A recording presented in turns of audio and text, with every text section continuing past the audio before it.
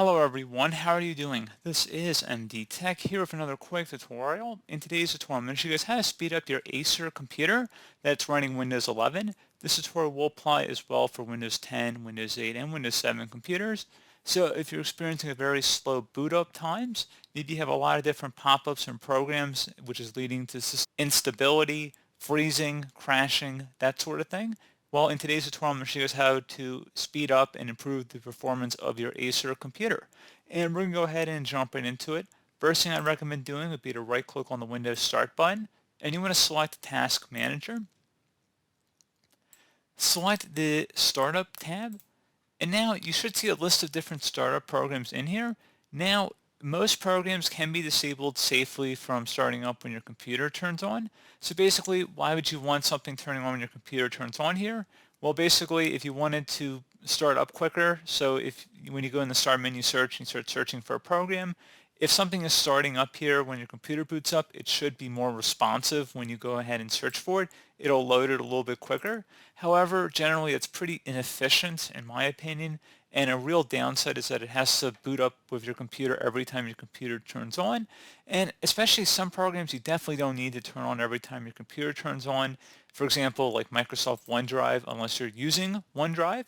If you're using Dropbox, or maybe you're not using any sort of file syncing application, you certainly can disable that from booting up when your computer turns on.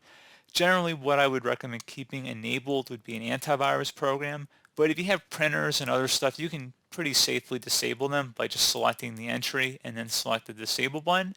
And if you find that you want to turn it back on, you can just come back in here down the road, select it, and then select the enable button. So again, something pretty straightforward for you guys to try out there. Something else I'd also recommend doing would be to go open up the search, type in apps. Best match will come back with apps and features. Go ahead and open that up. While we're on the topic of applications, if you have a lot of programs installed on your computer and you're not using all of them, I would suggest removing programs you definitely do not need or may have been bundled with other applications you've downloaded and installed in the past. So unless it's a Microsoft Corporation app, which some apps you can uninstall while others you cannot, generally most programs can be uninstalled in here. So not only will you free up some hard drive space, but you can also remove programs from your system, which will also clean up services and different background tasks that may be running. So again, something I would definitely recommend looking into there. Something else as well, if you go into the search menu, type in power. Best match will come back with edit power plan. Go ahead and open that up. You can get to this too by going through the control panel and then select the power options. So we can actually go back to control panel here. Set view by to large icons, and then you can select power options, and that'll get you to the power options page. So on this page here, we're going to go and select high performance. If you do not see high performance, you might have to expand the show additional plans here. So please keep in mind that this will increase your performance, but it should decrease your battery life if you're using a laptop. Doesn't matter if you're on a laptop or a desktop, you can still set this to high performance. So when it says more energy, obviously that means more if you're on a laptop than a desktop. So definitely something I'd recommend adjusting here. Close out here. Something else we can try here too, if you open up the search, type in adjust. Best match will come back with adjust the appearance and performance of Windows. Go ahead and open that up. Now, the absolute best thing you can do for performance is set it to adjust for best performance. And if you select apply and OK, it'll save the change. Now you will notice there are some graphical differences, like when you're moving stuff around on the screen and some of the text won't appear as clean. So you're welcome to customize some of those options. So if we go back to adjust, you can go and check mark certain items in here and then play around with it by selecting apply and OK. And you need to turn a few of them back on, that's fine, like just to improve some of the overall appearance of your Windows operating experience. So definitely, for example, if you want to show window contents while dragging, you can keep that check marked. If you select apply, you can see it'll stay on the screen. Stuff like that. You can also do stuff with the text and thumbnails here too, like smooth edges and scrolling. So again, just a few different things you can modify here. You're welcome to keep some of them or all of them enabled or disabled, doesn't really matter to me. But again, the absolute best thing for performance would be to select adjust for best performance, select apply and OK. Something else 2, I would recommend running a disk defrag on your computer, but before you do that, always recommend doing a disk cleanup first, so delete unnecessary files on your system. So I'm going to go ahead and open up disk cleanup. Best result should come back with disk cleanup. Go ahead and open that up.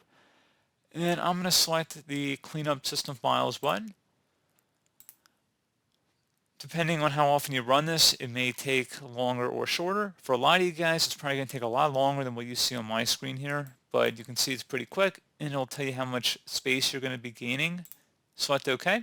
I show you want to permanently delete these files. Go ahead and select delete files, and give it a moment to wrap up here. Again, I've seen this thing take anywhere from 5 to 10 minutes plus in the past, so don't be surprised. You're welcome to pause this video and then just come back to it once that's done. Something else I would recommend as well would be to, like I said, run a disk defrag. So open up the start menu search, type in disk defragment. Best result should come back with defragment and optimized drives. Go ahead and open that up. You want to select your hard drive. If you have multiple drives, you can select multiple ones. I think you do have to do one at a time though. So if you have a solid state drive, it won't let you defrag it, but it will let you optimize it. But hard disk drives you can defrag and optimize. Windows will not let you actually defrag an SSD, at least through this built-in utility. If you're using some third-party application, who knows, but Windows should be able to detect what is available for your system, and they won't let you do something you shouldn't do, so if that makes sense. So if you're tempted to use another application to do this and you're not sure if you have an SSD or hard disk drive, I would definitely find that out first before running any sort of other disk defragment applications on your system, because you definitely don't want to defrag an SSD. However, you can optimize it though. Now that's a little, up in the air. Some people say it's okay, some people wouldn't do it. I've optimized plenty of SSDs and I've never had a problem as long as it's not defragging it. So just keep that in mind. You can do your own research into the benefits and cons of that. Really, like I said, I haven't seen any problems from running an optimization, but I've never run a defrag on an SSD, which you definitely do not want to do. But anyway, I'm going to go ahead and select optimize here.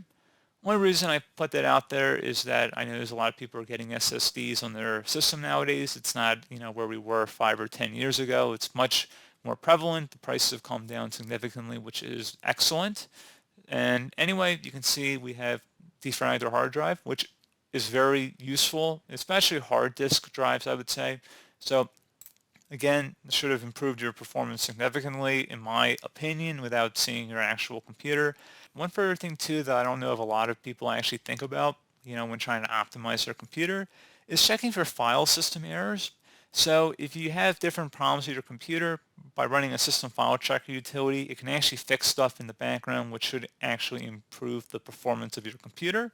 So we're going to go ahead and actually run that scan here. So open up the search menu, type in CMD. Best result should come back with command prompt. Go ahead and right click on that and select run as administrator. If you receive the user account control prompt, go ahead and select yes. And now into this elevated command line window, you want to type in SFC followed by a space /scan now.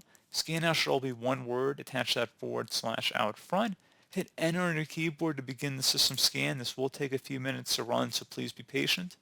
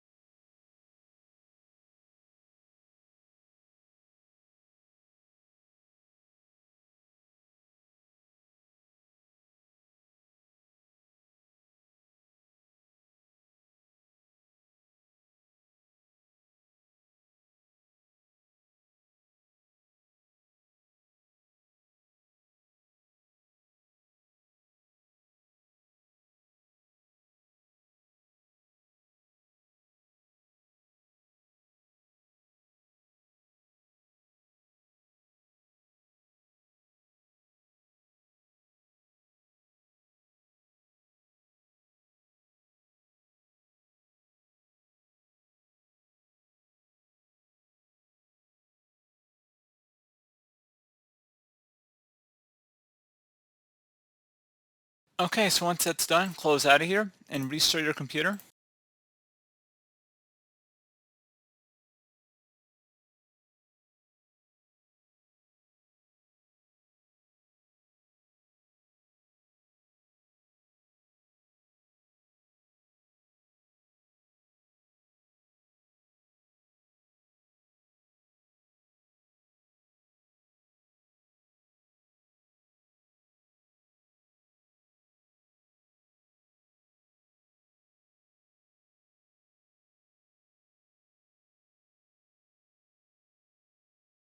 So there you go, guys. Hopefully that was a pretty straightforward tutorial. I do hope I was able to help you out, and I do look forward to catching you all in the next tutorial.